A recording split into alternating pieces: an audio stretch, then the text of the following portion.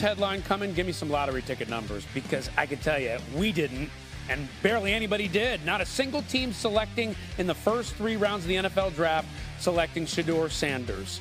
Big 12 Offensive Player of the Year, led FBS in completion percentage, 4th in passing yards, and yet he is still out there. Just a couple months ago, he was in the conversation for the top pick. Heck, right before the draft started on Thursday, he was minus 600 to go in the first round, and he is still undrafted. NFL draft analyst Jordan Reed now joining us from Green Bay. Jordan, you had Sanders graded as your top 20 in your pre-draft rankings. So what's your quick reaction to him falling this far?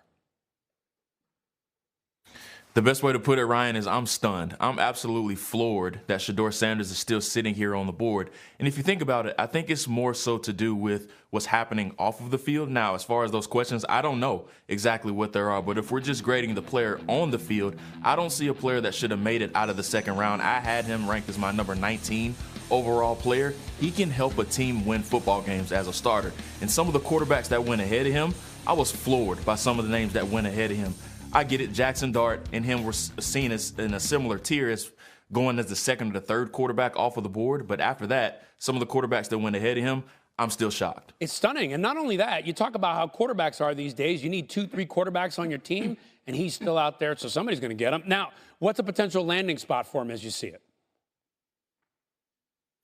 I still see the Pittsburgh Steelers at 123 overall. They have the 21st pick today in the 4th round, so I could see them taking him. But once again, they've already passed over him twice. They did it in the 1st round when they selected Derek Harmon, and then they did it yesterday in the 3rd round when they selected running back Caleb Johnson out of Iowa. So what's different? They possibly could pass on him again if you didn't select him on day 2. Now, why would you select him on day 3? What's the difference? So I still see the Pittsburgh Steelers as a logical landing spot just because they don't have a starting quarterback right now outside of Mason Rudolph. They've gone back and forth with Aaron Rodgers, but he still has yet to decide what he's going to do. I believe Shedeur Sanders could come in right away and be the starting quarterback in Pittsburgh, especially for a team that just signed DK Metcalf to a big-time long-term extension. You still have George Pickens there as well. They need a starting quarterback. Shedeur Sanders will be a great option for them. Yeah, he's got the toughness, he's got the skills, he's got the accuracy. We'll see if somebody picks him up today at the draft. All right, so now we're in through 3 rounds. Which team for you has had the best draft so far and why? I think the New England Patriots have knocked it out of the park. They had a major question mark at left tackle. They take one of the best left tackles in this year's draft, in the LSU offensive tackle, Will Campbell. He's going to be penciled in as their day 1 starter. After that, they come back and they get Travion Henderson, who was my 3rd ranked running back. He could have went potentially as high as Denver as number 20 overall. They get him at the top of the 2nd round. Kyle Williams, a very underrated receiver out of Washington State. They have 14 touchdowns, and then they come back. They double dip with offensive line. They get center Jared Wilson, who's probably going to be your long-term answer behind Garrett Bradbury this year, an elite tester and a staple of the Georgia program over the past 3 seasons. Okay, could be a big bump for Mike Vrabel and Drake May there in New England. We'll see how that all plays out for them. The draft, we're going to see how that plays out today. It continues starting at noon Eastern on ESPN. Jordan, thanks. Let me tell you, the Shedeur Sanders free fall might take the cake. Not a single team selecting in the first 3 rounds of the NFL draft took the Colorado quarterback. The Big 12 Offensive Player of the Year and son of Deion led the FBS in completion percentage, 4th in passing yards. Just a couple months ago was in the conversation for the top pick. Heck, right before the draft started on Thursday, he was minus 600 to go in the first round, and yet he is still out there. A shock. Meanwhile, there were 3 other quarterbacks taken on day 2 of the NFL draft, including that guy, Tyler Shuck out of Louisville. First one off the board to New Orleans, making him the highest drafted quarterback to the Saints since Archie Manning over 50 years ago. 3rd round, Seattle sent a message by taking Jalen Milroe from Alabama, the 92nd pick overall.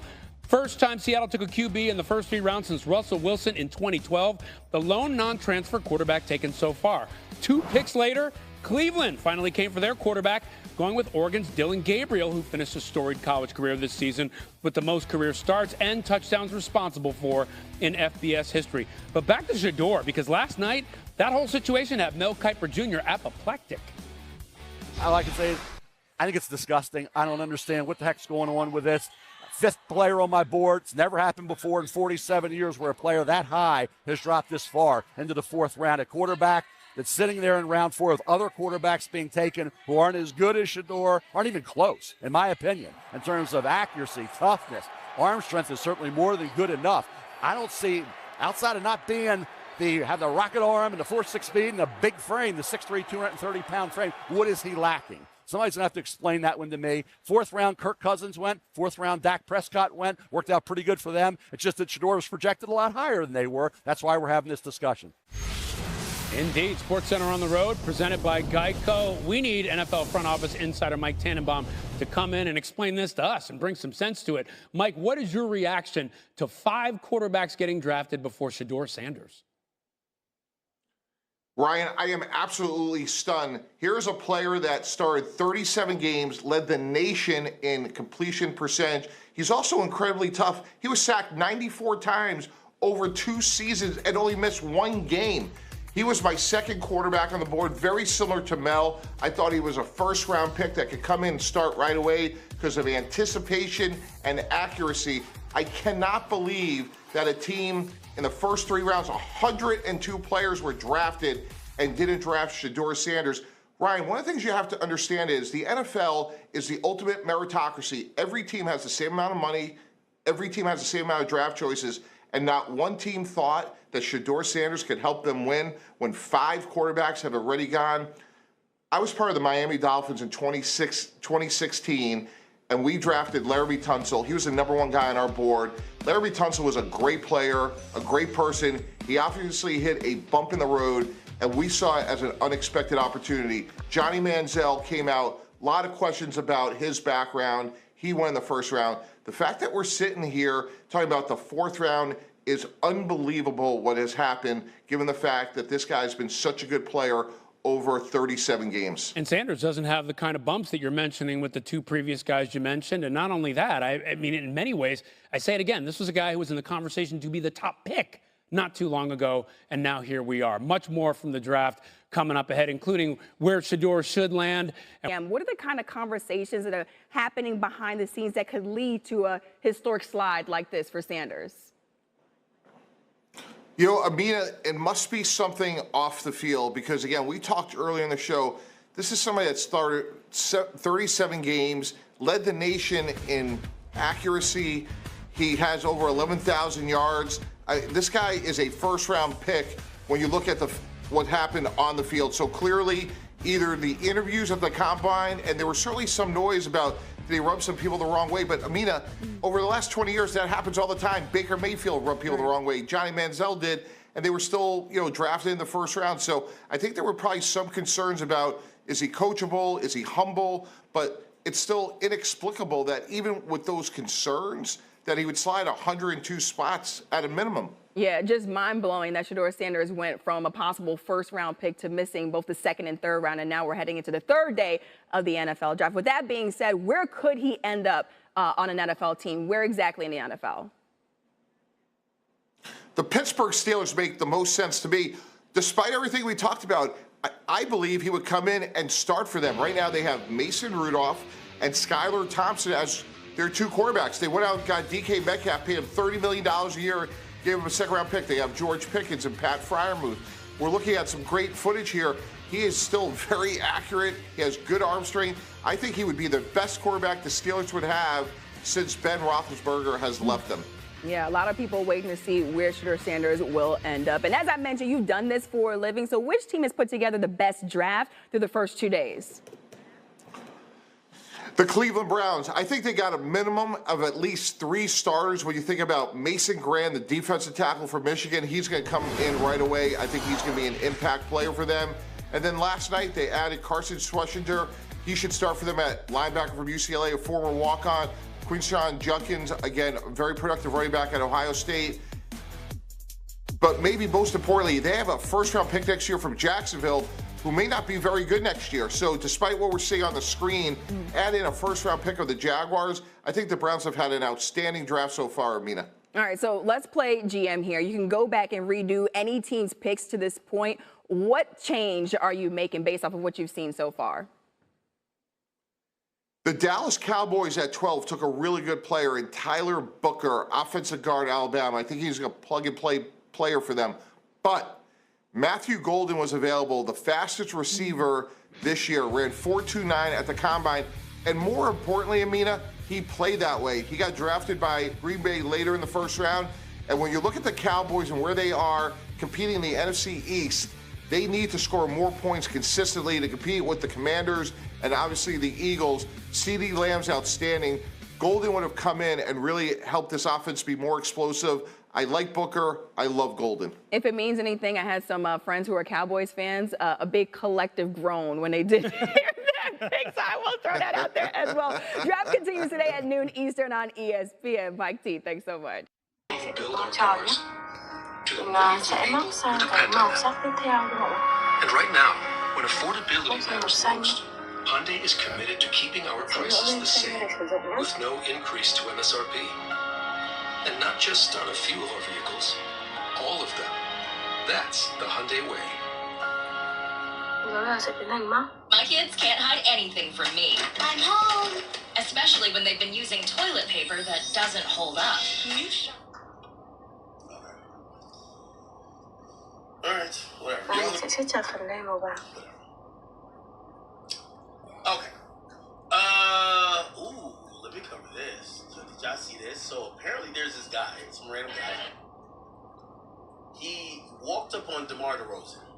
And I think he was trying to troll him. Hàng này mình sẽ móc But he một ended cái up mũi getting đơn nhé. attacked and body slammed or slapped by, he says, this is his tweet. He Mình says, móc I một mũi just got đơn attacked vàng and qua. body slapped by DeMar DeRozan. Tiếp tục móc vào nha mọi người. Chúng ta phiên từng mũi. Móc lại một chút kiểu như này.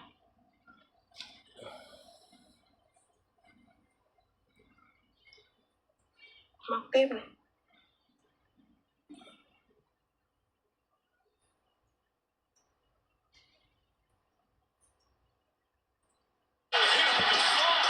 Mũi nữa này. That's the most guaranteed first you can take. Cứ móc lần lượt từng mũi là được. Tiếp thêm một days away, and even though nobody knows exactly where we'll see quarterback. Bro, the level just started and we're already getting overrun. I gotta take these guys out and build this crossbow tower as fast as possible. Back Shedeur Sanders next season. We do know he ain't hard to find. He also apparently hasn't. FC Dunkin' Bucket. Now anyone can dunk. tiếp tục móc nữa. With 3 sauces, fries, new mashed potato poppers, and original recipe tenders. Dunk for $7 or get enough to share for $25.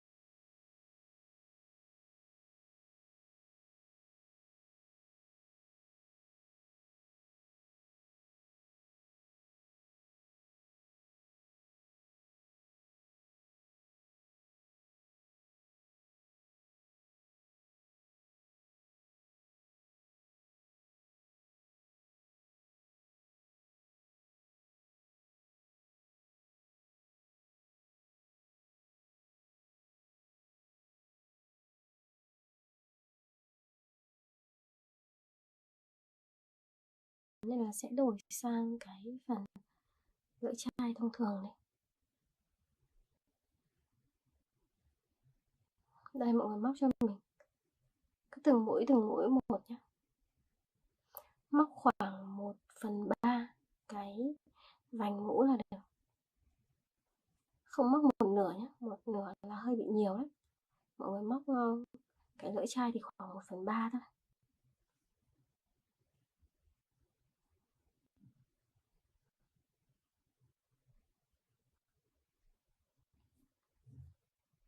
Móc lại cái mũi này một chút. Đây.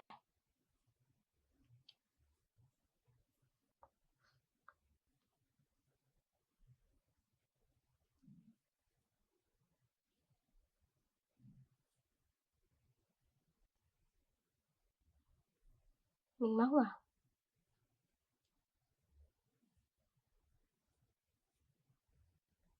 Tiếp tục nha mọi người.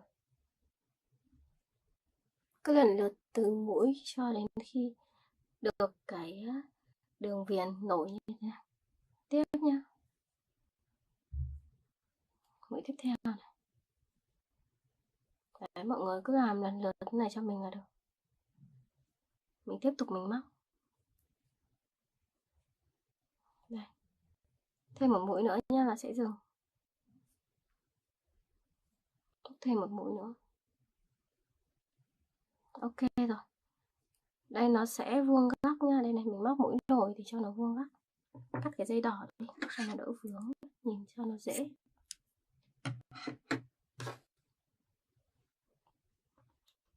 Rồi.